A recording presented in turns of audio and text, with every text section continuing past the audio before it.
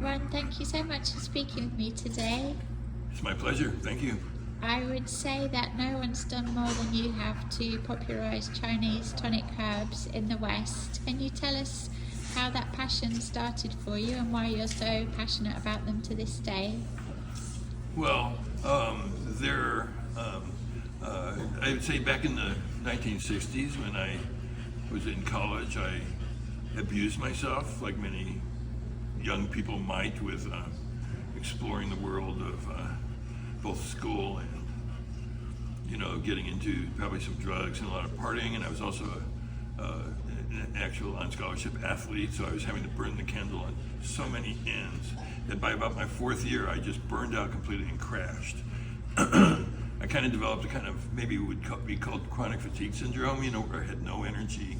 I couldn't even walk the block to get up the hill, it's like that kind of thing. So I tried to do a bunch of regular basic medical stuff, go to the doctors at the University of Michigan where I was, but nothing was working.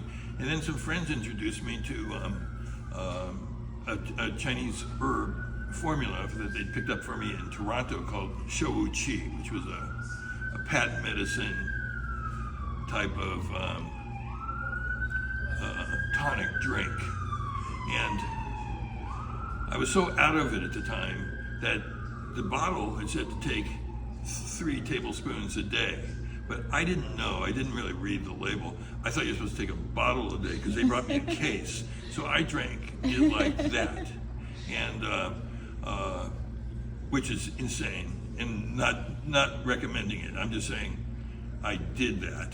And after about a week, my energy just came complete. It's like I bloomed, And so I just got very interested in the idea of herbs, but there were none then. This was 1969, 68. There just wasn't a thing. And, my whole town there, nothing. But I knew that there was in California, although the Chinese communities didn't have herb shops yet or anything. But I just came out to California,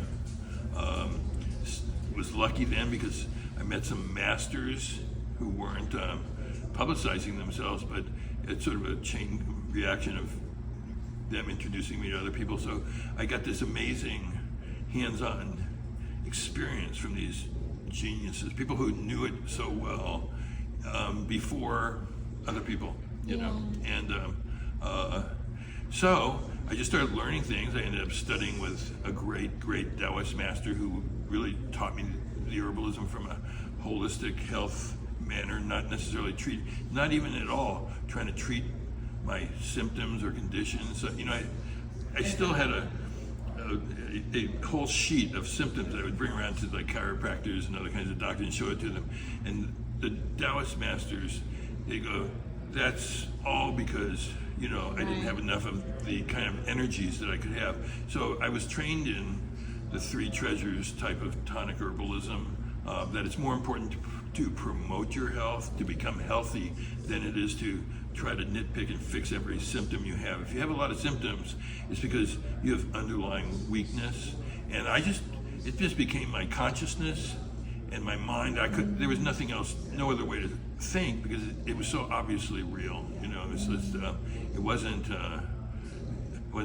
wasn't mystical or religious. It was just experiential and based on on information that was thousands of years old. Millions of people had done this, but some people were able to boil it down to information that I was able to use. Luckily, just within the next few years, they legalized herb shops, Chinese herb shops, to be able to open in Los Angeles. So I just became a fixture in those herb shops, learning, and then simultaneously I'd been already started teaching because I was just learning it, but I was also then passing it on, and I've been doing this for 54 years. It's just who I am. It's not like something I think about or do. It's the way. Amazing. So when you're in your 70s now, what keeps you going? What keeps you passionate about it? Well, I look back at my old work and I go, Well, I really knew a lot when I was young, you know, because I had great teachers who taught me great things that I understood, you know. So right from the beginning, I was being taught really how yin and yang work and how 5 elements work and about the different aspects. But I've just continued studying. I had one teacher who said, never go anyplace without having a book in your pocket, you know. You always continue studying your whole life.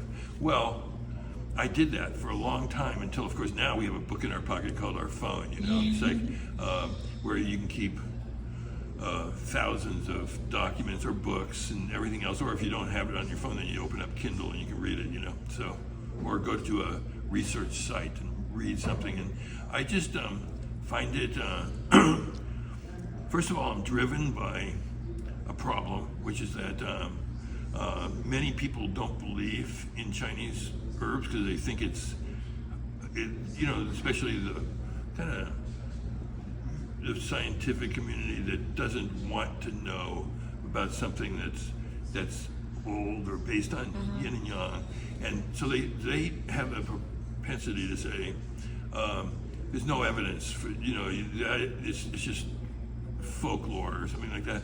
But in fact, there have been more studies done in the last, say, 30 years on herbs than on most drugs by far. And you know, so I mean, some of the Chinese herbs have 10 times more studies that have been done than on aspirin, which you would think would be well. So I am trying. What keeps my passion up, and this will never go away because I don't think that I will have enough time in my lifetime to get over the complete hump on trying to be the translator of what tonic herbalism, and especially Asian tonic herbalism, though I encompass in my mind with that herbs from any place in the world. I don't care if they come from Africa or India or Australia or South America or North America or Sweden, you know, or China and that kind of thing. But the Chinese had a system. They developed an understanding of it. And the first book was written by a man named Shenong 4,800 years ago. Wow. You know, even though the last oldest version we have now still exists, is only 2,800 years old. You know, so if I only said that, that'd be enough. But it's like, and it was complete at that time. It already had 360 herbs, and everything he said is verifiable now scientifically. So you know that information had to come from 100,000 years of experience of humans eating barks, watching bears eating a certain berry, you know, learning which things you take it when you're not feeling well. But that kind of experience and the wisdom and the understanding of how life is, and the main thing I want to do is just kind of spread this word. And I understand people are receptive at the level that they're receptive. You know, some people have to hear it very simple. Some people, you have to give them the science. You know, even though that might not be as accurate a description in reality as some Taoist master explaining it, they wouldn't understand that. You have to tell them that it suppresses nuclear factor kappa B and therefore reduces inflammation. You see? Other people want to know that this herb regulates your body in such a way that it stays in balance, and therefore there's no room for sickness to move in. Your body can respond properly, and therefore you don't become ill. And so in ancient times, the idea was to develop what they called radiant health, the purpose of this. And radiant health had a definition, which was health beyond danger, okay? And so the goal of taking the tonic herbs was to help build your body and control your mind, help your mind become mindful. So I'm trying to teach people what I've been taught. I'm not an inventor. I consider myself a qualified and good channel.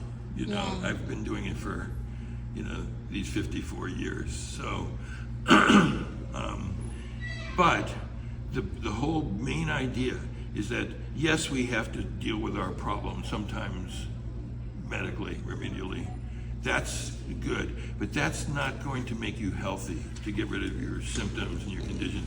What makes you healthy is to become healthy, to become a functioning organism that works on all cylinders. The organs work harmoniously, and in so doing, your blood remains clean and nourished. You can digest your food, you can assimilate your food, you can make good strong blood, you can make all the materials your body needs to function well, including the energy, get the energy from it, which we call qi, and to produce the kind of hormones and vital power that enhances lifespan. These things are created by a healthy person, not just a person who has is living but gets rid of some symptoms. So I'm not against people not at all. You got to treat symptoms if they occur, and you also have to do preventive medicine, which is like, for example, if you know that you're prone. Everybody's got weaknesses, it's human nature, but so some people have allergies and some people have this and that. So you can take some herbs or do some lifestyle changes that help you to prevent these things from acting up and getting too far out of hand. That's very important, because every time you get those reactions, it drains your body and increases your chance of becoming chronically inflamed. And that's the path to a shorter life. But most important, and by far, is what they call the tonic approach. The original master of herbalism on the planet Earth 4,800 years ago, Shenang, the first book ever written, he had a paradigm which was, if you want to use medicinal herbs, you need them, here they are. But remember that they're toxic because they're pushing the body in certain directions. You can only take them for a short term, and let the masters tell you what to take. Preventive medicine, of course you can figure out what to take, but they're not for all the time. And or if you take them all the time, then you have to take them carefully and watchfully, because they can go in different directions. But if you want to live a long life, with happy life, and really develop yourself spiritually, physically, emotionally, mentally, socially, then you take what they call the superior class of herbs. And the superior class of herbs is a hard thing to translate, because today when somebody says superior, it's kind of it's kind of like positioning itself. But in there, it was just saying, this class of herbs, you can take them every day, like superfood, and they will promote the development of your radiant health beyond danger. They will gradually, over the time you take them, say if you take them for 6 months, or a year, or from then on, that you will have achieved this state of harmony in your body. Your bowels will be regulated, your digestion will be centered and regulated, your appetite will be modulated, your blood flow will be opened back up, sort of your kidneys will be strong, your reproductive and sexual functions will be revived to the important level which they could be. Just about everything can sort of gradually come into place and work together, because we are a one being, we're one life in harmony with the rest of the nature, But so the tonic herbs, that's the word we use these days for what used to be called the superior herbs, because being called the superior herbs sounds too much like bragging for people or something. They think you're comparing it to somebody's, cheap herbs or something. Right. But so tonic herbs is the term for this group of about, in the whole world, there are only about 100 or 150 herbs that are totally safe and balanced and establish balance, but don't go too far in any one direction, that are called the tonic herbs.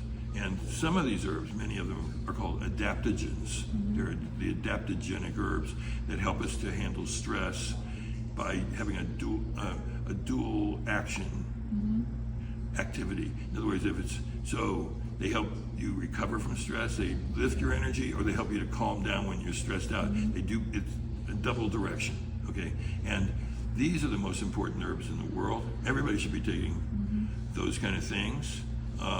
They will relieve your stress. When you're less stressed, you do better in life. You know, you stay calm.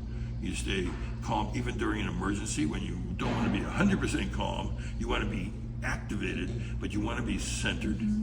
You know, because if you panic, it doesn't matter what you do. If you panic when you're on a tennis court, or if you panic when the baby's crying, or anything else, then you're not going to make the correct decisions on a regular basis.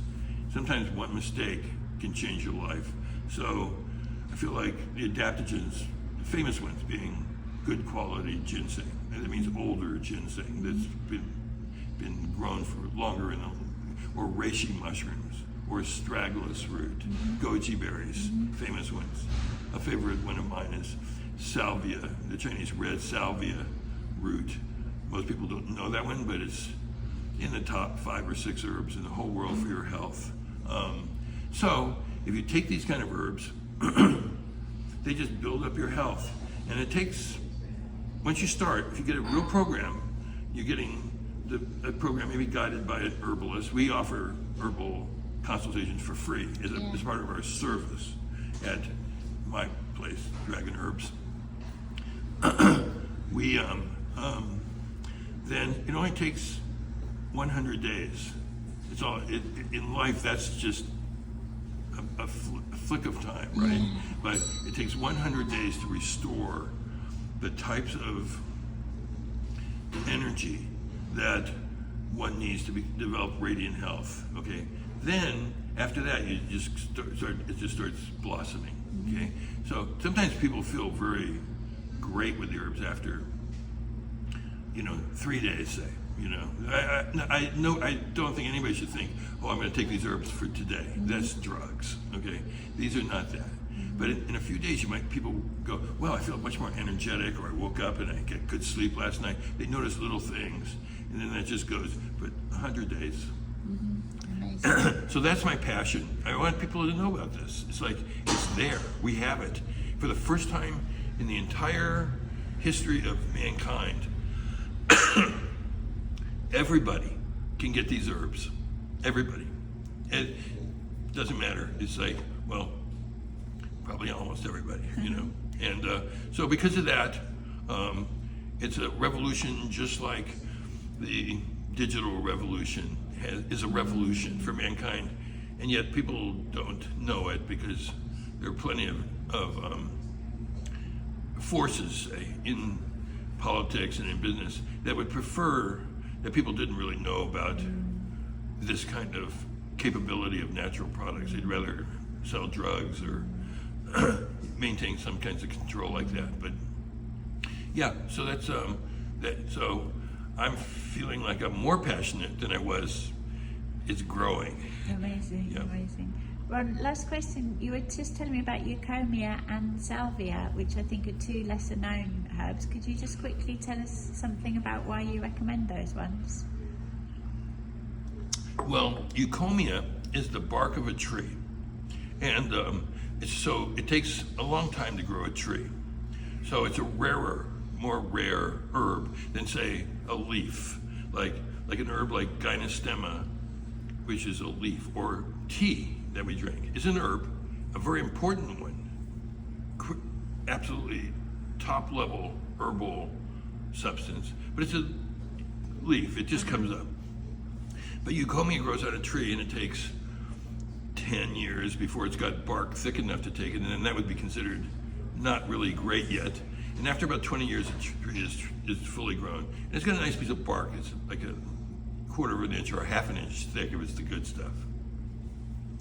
And now Eucommia, therefore, has not become as famous because the supply is much more limited, much more limited.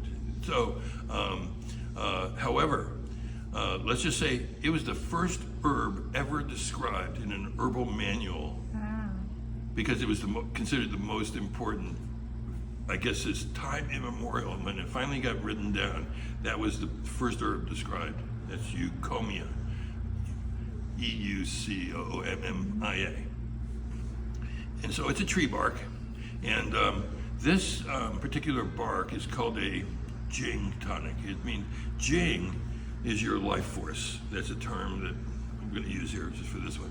So Jing is the energy that determines our power, like our inner power. So you might consider it equivalent to your battery. And we're born with a certain amount of Jing, depending on what our parents gave us, and also, just how you use it up. You can use up Jing too quickly by living a wild life. If you live a wild life, you burn up your Jing, sort of like you die younger. Jing determines your lifespan, and it determines the power of your life. Usually it determines your success in many ways because you have more impact in the world. So Jing is a very important thing, but it's just used up by stress, by overwork, too much pharmaceutical types of drugs, too much overindulgence in sexuality, which is not supposed to be limited, but within the realm of what you are capable of doing. Overdoing it too long, that depletes your Jing, and that's giving birth. Also, the mother, every time she has a child, she loses some of her Jing because the Jing went into making the baby, and the whole process of having the baby and giving birth and is draining to this primal energy. So, beautifully, luckily, Jing can be restored, but it's not going to be restored. There's Jing in everything we eat. That's from a living thing. None of it's chemical, but everything alive has Jing. But when you eat most foods, even a great dinner, even if it's a perfect salad, a perfect vegetarian, smoothie, everything, or you're a meat eater, it doesn't matter. You're getting a little Jing, but not just enough to kind of like tread water. But some herbs, maybe 50 in the whole world known, just for some reason provide an abundance, a huge abundance of Jing. So it's a type of energy. It's probably a chemical number of factors chemically that we take that reboost this power within our body. And those things, if we consume them in the 100 days, that 100 days again, a person's Jing, every cell in the body, and where it's stored in our body, which is our kidneys and in our brain, the big storage places, it's completely rejuvenated. Okay, so Eucommia is the greatest of the Jing tonics. So it's available. Everybody can get Jing at the health food store. Although, Eucommia. However, there's different grades of Eucommia, as I've mentioned. So my advice is tonic herbs like that they cost at the original sources. The value of them is based on how much Jing they have. Right. Okay, so the better, usually really great Eucommia costs 5 times more, 10 times more than the cheap stuff you might get at a discount store, at the thrift, some kind of not such good product. So if you're spending $2.95 versus $22.95, you're just getting more Jing. So it's to me, my teachers told me, all of them, everybody knows this in Asia who takes tonic herbs, is that you pay for what you get, and Jing is the thing that keeps you alive. If you maintain your Jing, you can live to be 99, but the same person without replenishing Jing easily could die at 62, from just really breaking down because you run out of Jing. When you start running out, it's like your battery. It's like if your battery runs low, then the lights start to flicker here and there. The windows don't go up, and whatever. The car won't start. Yeah. That is Jing. Okay, it can be restored. I know that most people in Western societies haven't heard of Jing, and but I'm telling you right now, your Jing, not you, but your Jing, is being depleted, and unless you're restoring it, you're not restoring it. Right. Okay, but you can, and the masters, the people who live very old in the world, all these places, they're getting Jing replaced from something. Usually it's one of these Jing tonic herbs. So Eucommia it's one of about 20 great Jing tonics in the world, but it's the best. It's number one. That's Eucommia. That's why it's important. Everybody should take Eucommia. And that's why, I don't know if you hear the snoring dog at my feet, but yeah, I give my snoring dog here Eucommia in his food every day in an extract form too. You know? Amazing. And could you just tell us about Salvia? Well, Salvia is a big genus of herbs that includes many things that we might be familiar with, including just all kinds of different herbs are in that group. But there's a particular kind that grows throughout Asia and Central Asia and other Himalayas and so forth that is called red salvia. It's Salvia miltiorrhiza, but it's just red Asian salvia, okay? And the root of this plant is one of the miracles of the planet in terms of health benefits. And I can't quite express everything about it because many of the features of the herb are preventative against, let's just say, some of the most devastating conditions that humans can develop as they age that can be prevented and rectified if they were taking salvia.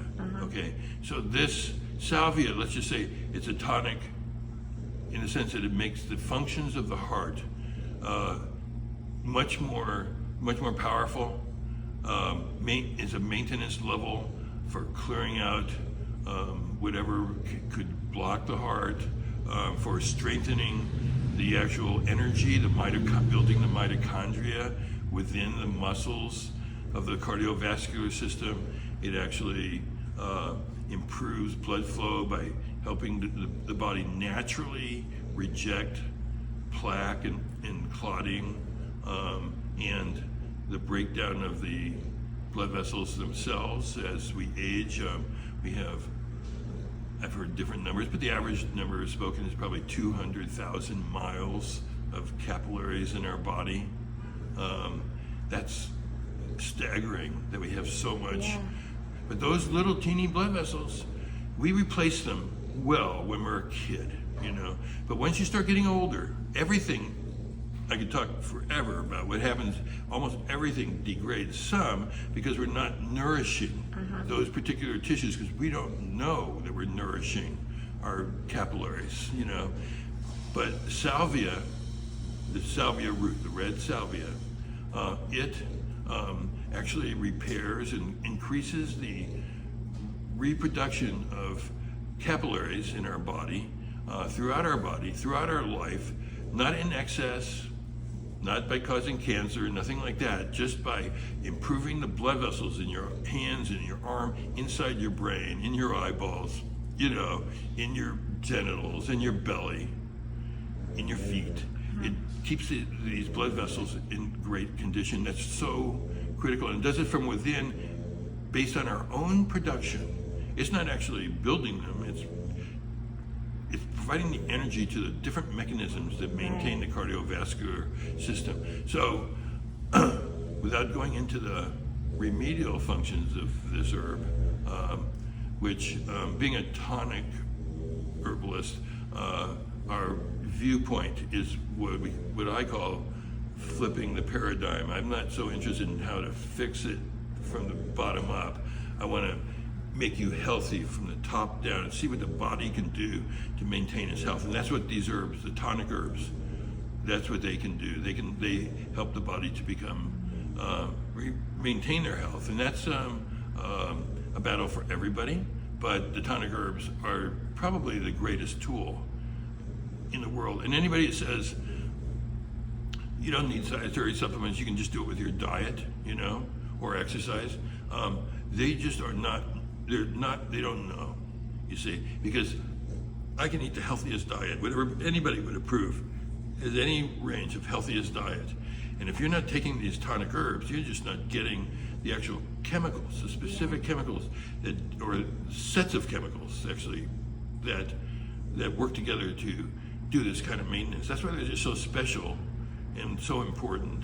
I hope that people understand that it doesn't cost too much money. It's just part of your life, and it's not reductionist, one chemical medicine, or herbalism or dietary nutraceuticals and stuff.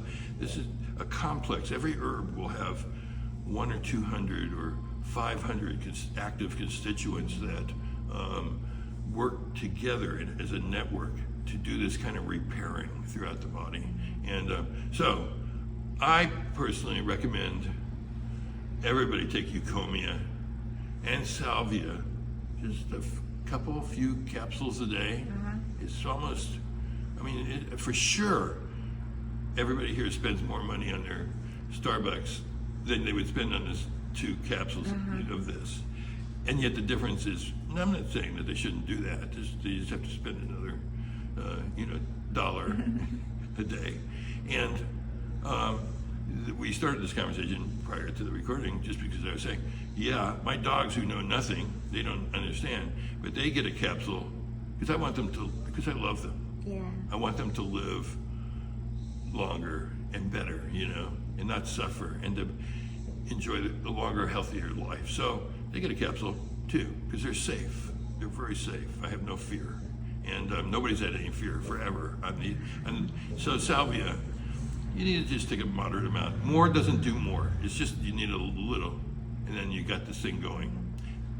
Eucommia, you can take a little bit more and get a little bit more benefit.